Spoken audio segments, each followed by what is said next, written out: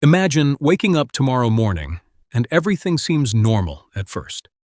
The sun is rising. The birds are making noise. The city outside sounds the way it always does. Traffic, distant voices, the low hum of a world that never fully stops. Except today, it does stop. Somehow, overnight, every single human being on Earth has simply vanished. No disaster, no warning, no explanation. Not a single person remaining anywhere. Not in cities, not in remote villages, not on research stations in Antarctica, not on submarines in the ocean.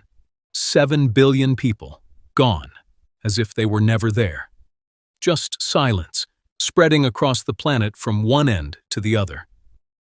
What happens next? Not in a movie sense, not with dramatic music and collapsing buildings, in the real, scientific, step-by-step sense.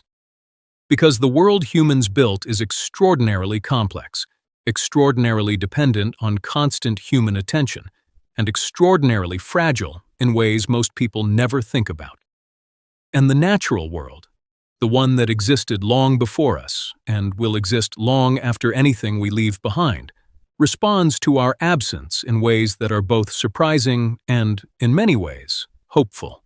This is the story of a planet without people, and it is more fascinating than you might expect. Subscribe to Freud Mind, and let us walk through what actually happens. In the first few minutes after the last human disappears, most of the world looks completely normal. The systems humans built are still running, because most of them were designed to run automatically for at least a short time without human intervention. Cars on highways are still moving. Many are on cruise control. Some are being driven by nothing. The driver simply gone. The car continuing forward at whatever speed it was traveling until it drifts, or hits something, or runs out of road. Traffic lights are still cycling through their patterns, green, yellow, red, managing intersections for vehicles that no longer have anyone behind the wheel. Factories are still running their production lines. Televisions in empty homes are still broadcasting. Phones are still receiving signals and displaying notifications for contacts who no longer exist to read them. Aircraft in mid-flight are perhaps the most immediate and dramatic consequence. Commercial planes are equipped with autopilot systems that can fly the aircraft without human input for extended periods, but they cannot land without a pilot, and they cannot communicate with ground control that no longer has anyone in it. Planes with enough fuel continue flying until autopilot limitations are reached or fuel runs out.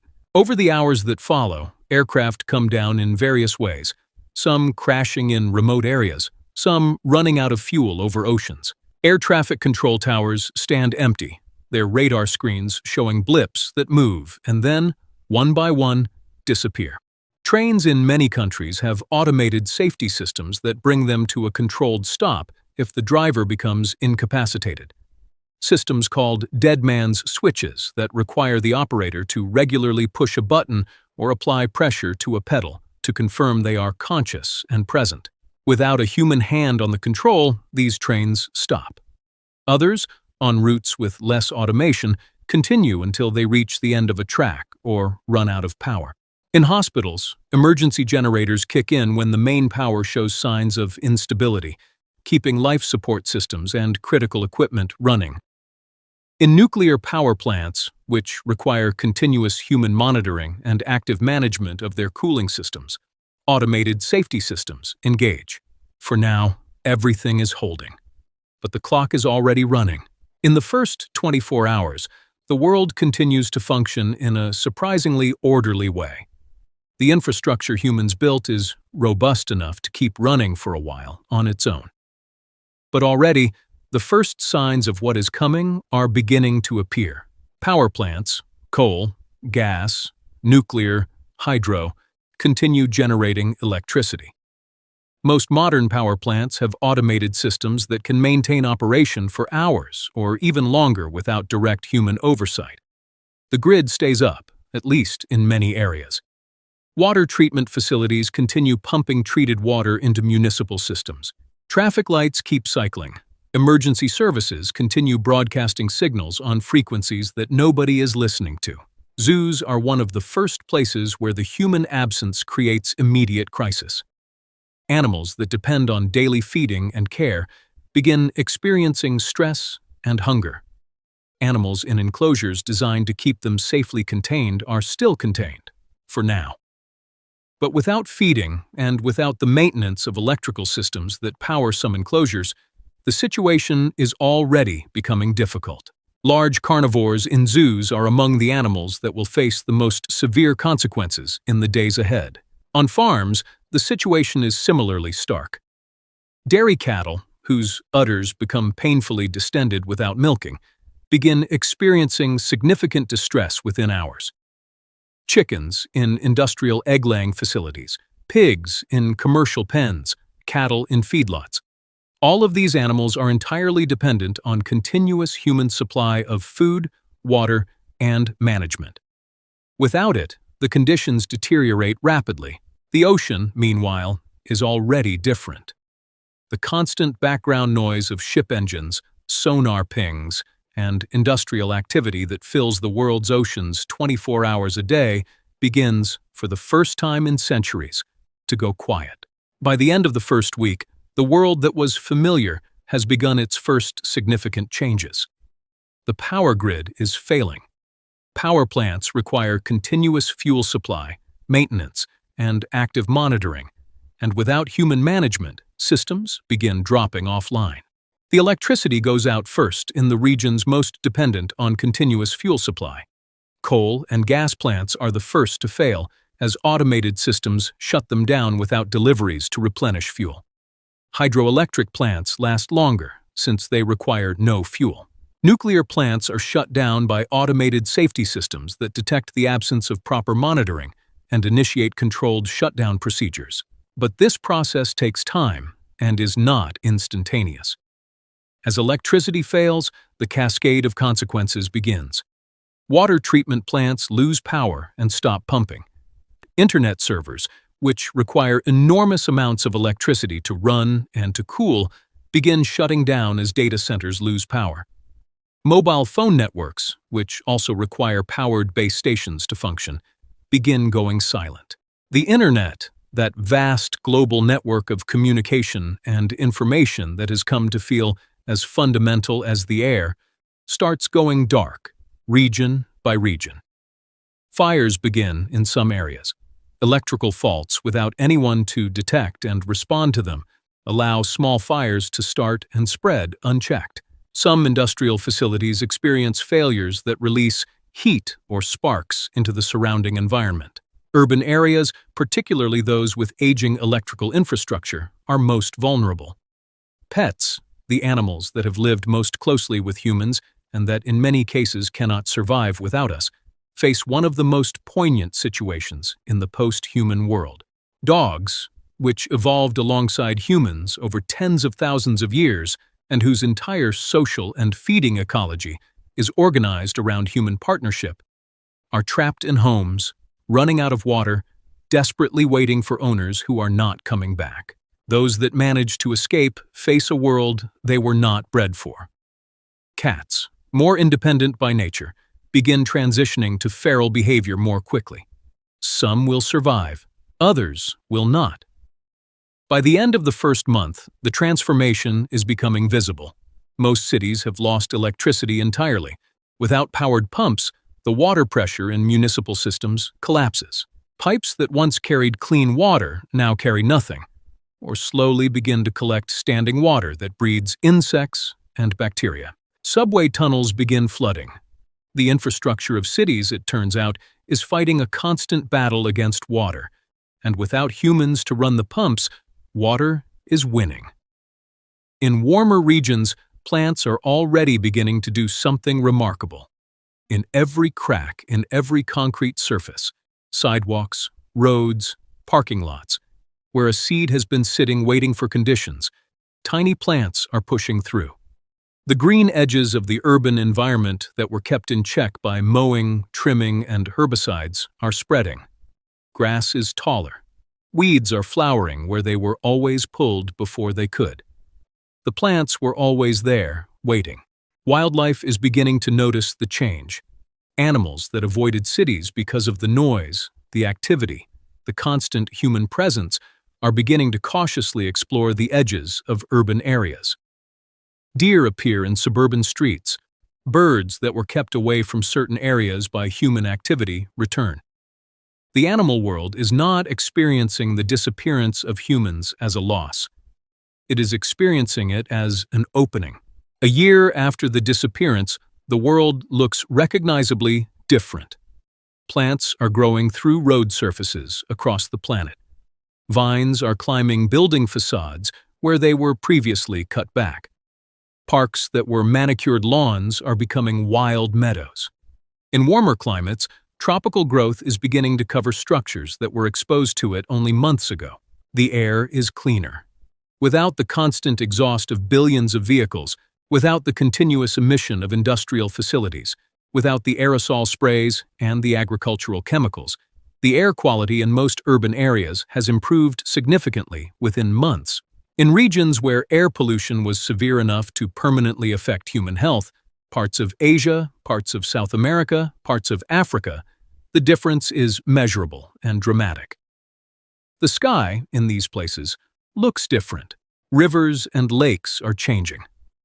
Without agricultural runoff carrying fertilizers and pesticides into waterways, without industrial discharge, without the continuous disturbance of boat traffic, freshwater ecosystems begin a recovery process that was impossible while human activity continued. Fish populations in overfished rivers begin to recover. Algae blooms caused by nutrient runoff begin to diminish as the nutrient input stops. Some river systems, particularly in heavily agricultural regions, take decades to fully clear, but the trajectory is unmistakably toward recovery. The ocean is recovering from one of the most dramatic changes it experiences: the silence. Marine mammals, whales, dolphins, porpoises, which communicate through sound and whose lives have been disrupted by the constant acoustic pollution of shipping lanes and sonar, are now living in oceans quieter than they have been in more than a century. Research had already documented that whale communication patterns changed in response to reduced shipping during certain periods. Without any shipping at all, the recovery of acoustic habitats in the ocean is rapid and significant. 10 to 50 years after the disappearance, the physical structures of human civilization are beginning their long process of failure. Wood decays. The wooden elements of buildings, roof beams, floor joists, window frames, are the first to succumb to moisture, to insects, to the fungal organisms that decompose organic matter. Houses built primarily of wood, particularly in wet climates, begin collapsing within decades. First the roofs, then the upper floors, then the whole structure settling into itself. Brick and concrete structures last longer but are also not immune. Water penetrates cracks, freezes, expands, and widens the cracks. Vegetation pushes roots into foundations. The cumulative effect of weather and biology on unprotected structures is relentless. Steel corrodes. Bridges begin to rust without the continuous maintenance that keeps them safe.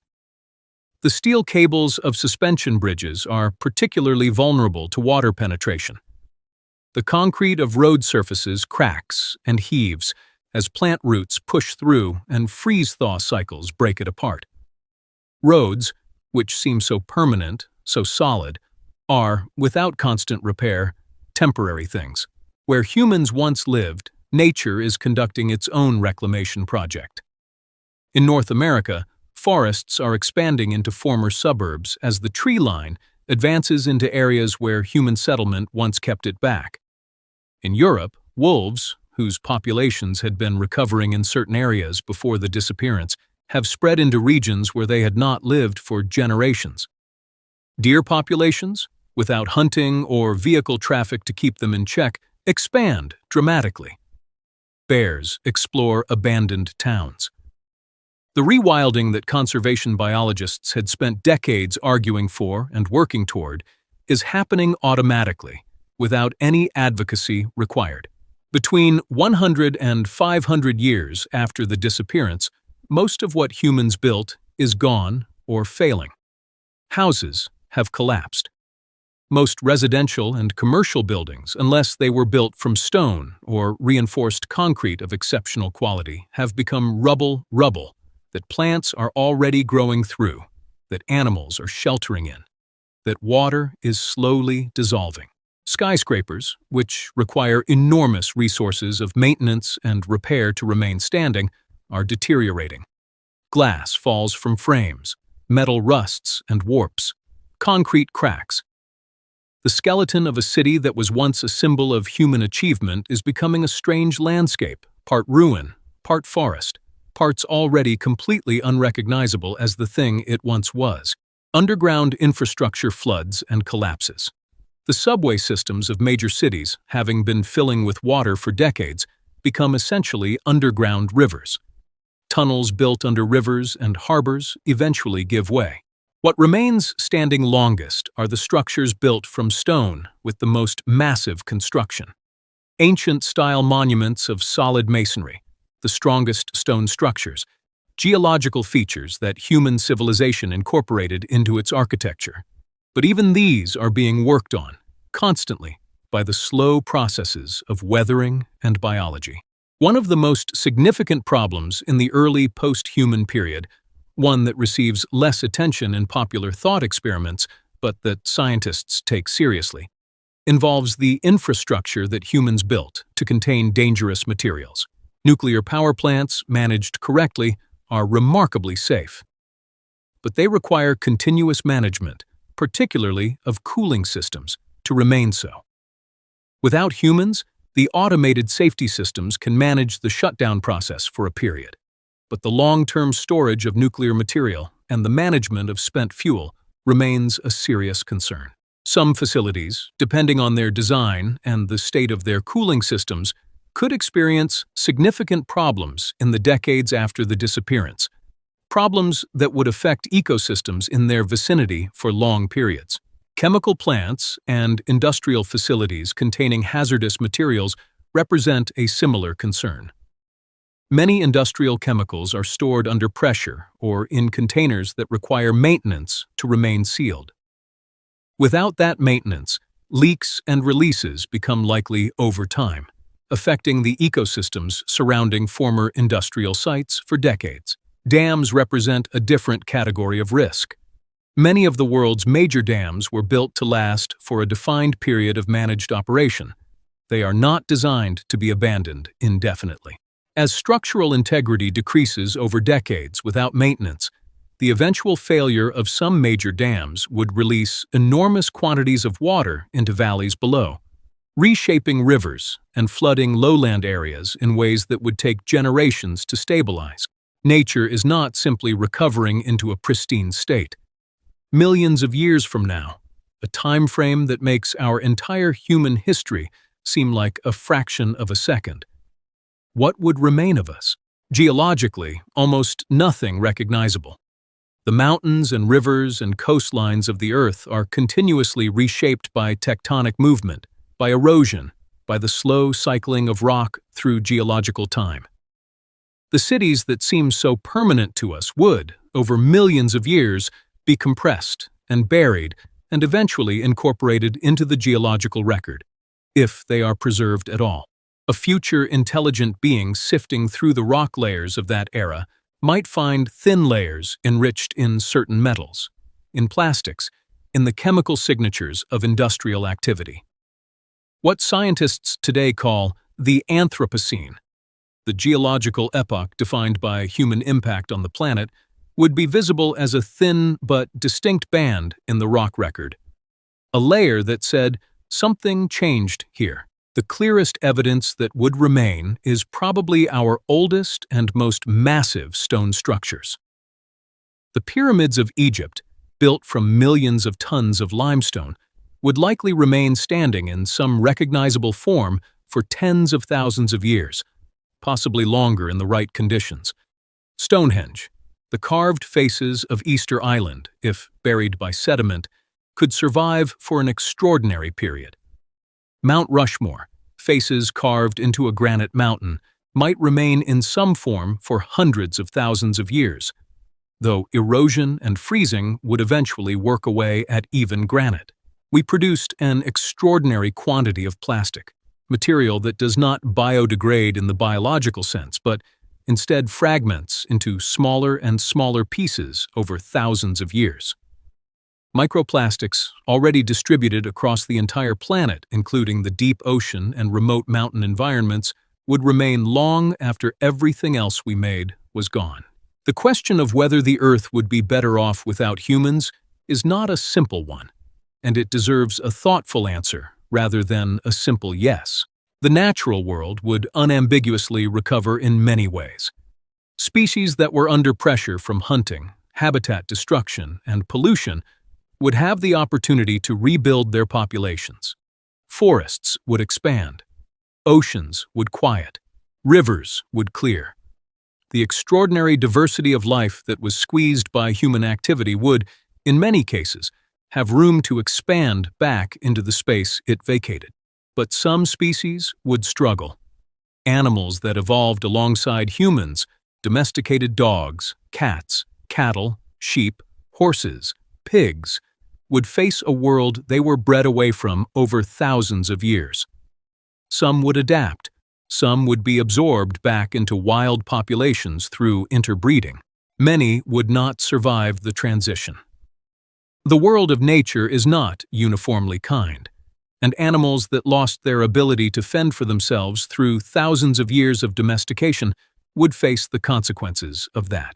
Some ecosystems that currently depend on human management, certain wetlands maintained by water control, some bird populations that have come to depend on agricultural landscapes, certain native plant communities maintained by human land management, would change in ways that are not straightforwardly better. Nature does not optimize for anything. It simply responds to conditions. Without humans, the conditions change, and life responds to the new conditions in whatever direction those conditions allow. The result would not be a paradise. It would be a different world, shaped by different pressures, containing different winners and losers, evolving in directions that nobody can predict with confidence. Humans changed this planet more profoundly than any other species in its history because we were enormously effective at reshaping our environment to meet our needs.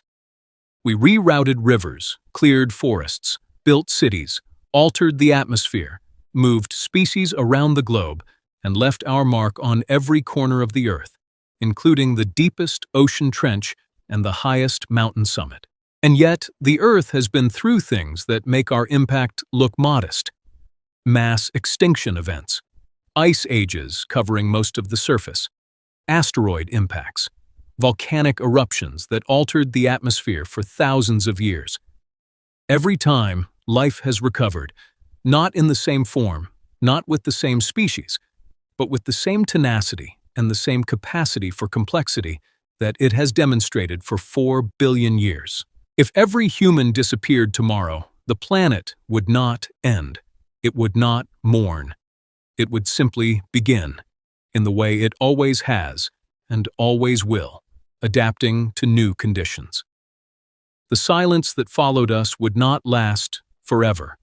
It would gradually fill, over centuries and millennia, with something new. The biggest question is not whether the Earth would survive without us. It clearly would. The biggest question is what it says about us, about what we built, what we consumed, what we protected, and what we destroyed. That the most honest answer to where we would be missed is not in the forests, or the oceans, or the skies. It is in the animals that loved us. The dog waiting by a door. The horse in an empty field. The species that, in their own way, built their world around ours. Maybe the most human thing about this thought experiment is that the creatures who would feel our absence most are the ones we chose to bring closest. Like and subscribe to Freud Mind for more.